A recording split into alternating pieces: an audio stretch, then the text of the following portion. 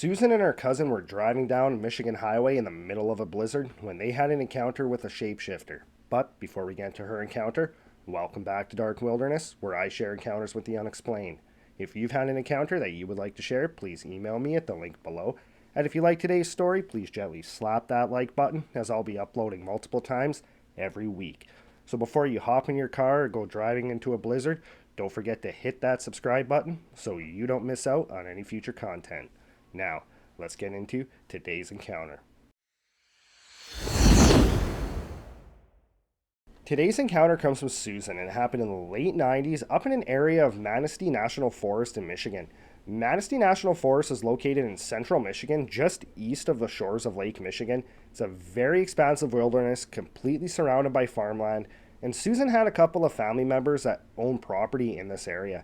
It was an area that she had been to quite often. It was an area that she liked to hunt along with her cousins. Now, Susan, along with the rest of the women in her family, were very avid outdoors people, and Susan herself grew up in a very spiritual household. She came from a Native American descent, and from a very early age, she was well aware of the existence of cryptids, spirits, and entities, and it was not uncommon at family gatherings for these topics to be brought up. Growing up, aside from being taught about the existence of everything that's out there, she was also taught how to pay attention to her dreams, as well as was taught how to love the land and respect it. And in the late 90s, she was living in southwestern Michigan at the time, and her cousins wanted to go bow hunting for the late archery season. So the girls, they decided that they were going to go up to where her uncle's property was, up right by Manistee, which was a 3-hour drive away from home. So on the Friday, they loaded up into her Camaro and they made the 3-hour drive to her uncle's property.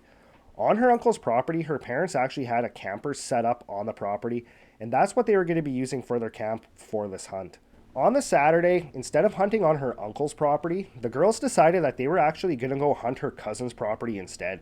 Her cousin owned a property about 10 miles away from her uncle's, so the girls loaded up into the Camaro, made the drive out to her cousin's property, and throughout the day she saw quite a few deer, but nothing that she was able to shoot.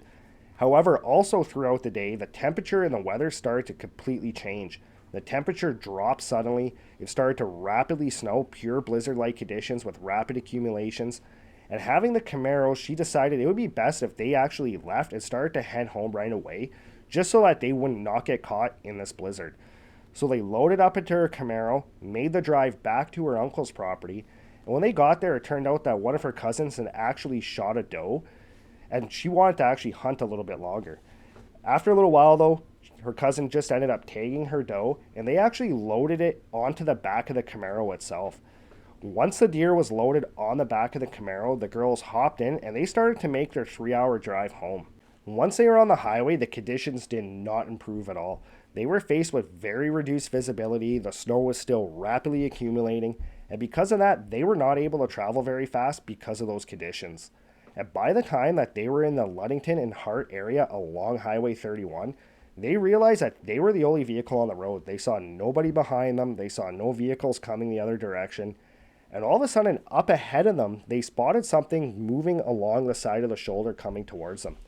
As they got a little bit closer, they identified this figure as being what appeared to be a grayish-white dog walking down the side of the highway. Now, Susan has a very big love for animals and a very big respect for them as well, and she'll rescue pretty much about anything that needs help. So at this point, she began pulling her vehicle off to the side of the road, and once they got a little bit closer towards this dog, her and her cousin actually started to think that this dog was actually a coyote. However, once they got a little bit closer, this coyote did not startle, it did not freak out and run off the highway into the bush. And they found that very odd. That's not typical coyote behavior. Typically, coyotes will startle and spook pretty easy. Their vehicle was completely stopped at this point, and this coyote kept making its way towards them. Once it got a little bit closer, though, they soon realized that this was not a coyote at all. It was actually a wolf. Once this wolf got to the front of the car and started making its way along the side towards the back, as it passed them, this wolf appeared to grin at them, and simultaneously both girls heard a voice coming from this wolf asking them to pick it up. Startled, Susan turned around and looked out the back window of the vehicle, expecting to see this wolf walking down the road. However, standing at the back of the car, looking down at the deer on the back of the Camaro, was this older Native American man looking at the deer. He was wearing a gray cloak along with ratty clothes, and she described him as having very dark eyes along with gray stringy hair. As she was looking at this man, he looked up and looked right at her, and even though it was snowing really hard, she was still able to see his facial features and his facial expressions. And as she was looking at him, he looked directly into her eyes and nodded. At this point, her cousin, who was sitting in the passenger seat, was completely freaking out, saying, "We need to go."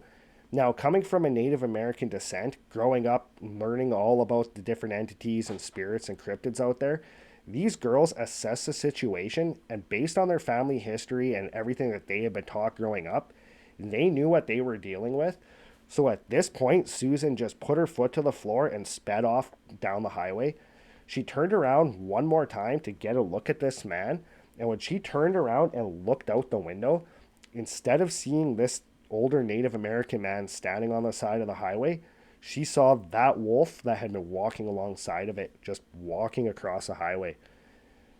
For the next half an hour, neither girl said a word to each other. But then finally they started to talk about it, and she asked her cousin, "Did you see what I saw?" And her cousin just said, "Yeah." Now, she has not told too many people about this encounter aside from some family members and a couple of friends. Susan said she also has had several other encounters with cryptids since this encounter, and she said she also learned quite a bit from this encounter as well.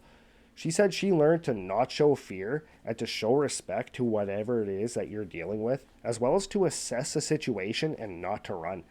I asked her a couple of questions about this encounter. I asked her what that voice sounded like that she heard from that wolf. Because of other encounters I've heard and other stories I've heard, generally these voices will sound as a forced imitation or like a recording being played back over a very poor quality speaker. There's also other reports of these voices being a telepathic type voice. And she said that the voice that she and her cousin heard was of the telepathic type. It was like a mind speak to them from this wolf.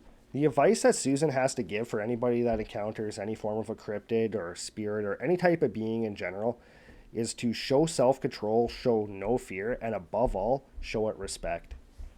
Well, that's it for today's encounter. As always, thanks for joining us. As well, if you have any comments on this, please leave it in the comments below.